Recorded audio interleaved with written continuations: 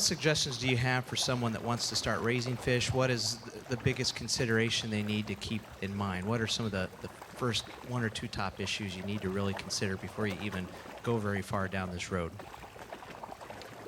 Yeah, so I'm going to tell you one of the very, very first things that you do before you spend a lot of money is just know your water source.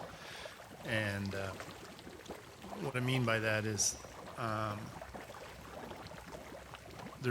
can give you, for instance, there's a guy that has a fish farm that he has a high iron content, and then with iron, it's magnesium. Yeah, magnesium. The two of them go together, but anything over a 0.15 parts per million of iron in the water is bad for fish, so and there's ways of removing it and stuff. That's all an added cost that you have to put into your plan. And generally, the deeper the well, the less iron stuff. So just know your water quality and if you have a good source, because I think there's places in the state that there's not very good water quality, and that would be my very, very first advice. And I think the other is, I'll sort of paraphrase a quote from the guy who started the tank system and developed it. He said, "You're not a real fish farmer until you kill 1 million fish," which is sort of a joke. But people operating within our network, obviously, we're not going to let that happen. But I think the important thing to consider is, you really have to ask yourself the tough question of, if I hit a hiccup financially, am I sort of well heeled enough to bear that burden and then continue on? Excuse me, because it's a capital intensive investment, and you need to have, as Dr. Cole was talking about earlier, you need to have some working capital reserves for those mistakes that you made and sort of working through them. So. Okay, thank you. Any other questions from the audience right now? I've got a few more I can ask as well, but here, let's start right over there. Quality, but then what's the volume of water that a person would need to have? So the way this system works is a 6-tank system. Each system, there's 6 tanks that have 10,000 gallons per tank.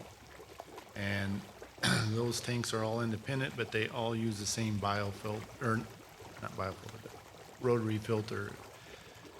And on that system there, you'd be probably adding, if it's fully stocked, about 3 gallons a minute. So it's about a 7% replacement rate per day.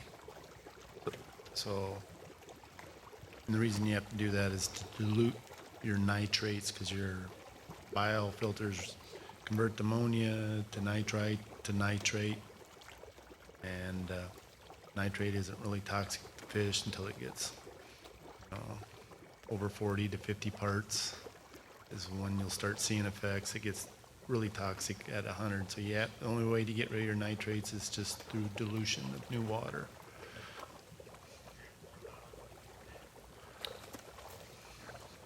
Per 6-tank pod. Per 6-tank pod. That'll scale. Yeah.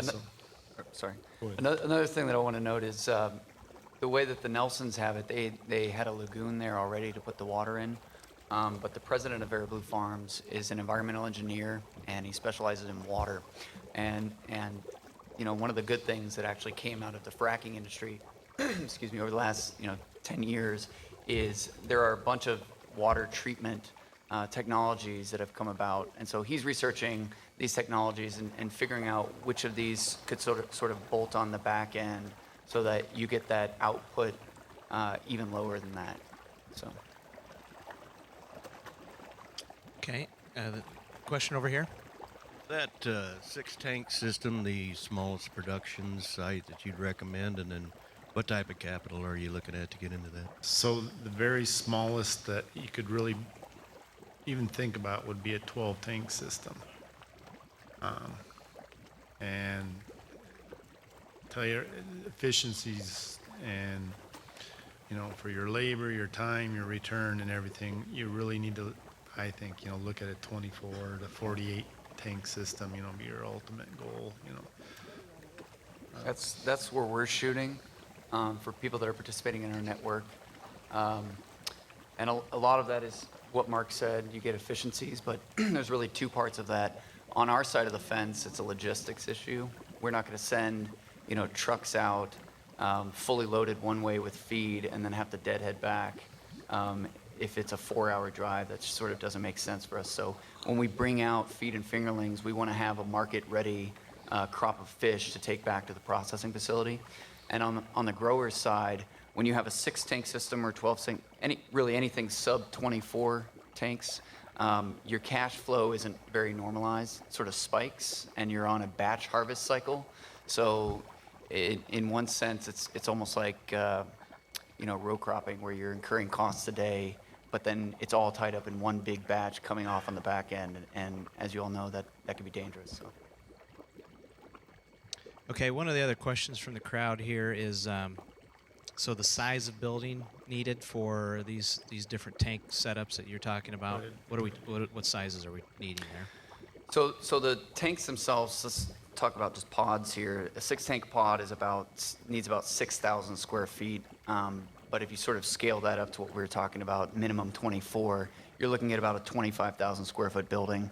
You're going to want a double loaded corridor just for efficiencies, which ends up being about 130 by 190. And then as you scale up from there to a 48, it doesn't have to double necessarily. You share a same double loaded corridor, you just lengthen it. But the length doesn't double because you don't necessarily have to increase the size of the wet room, dry room where your blowers are and your feed is. So 24 tank system.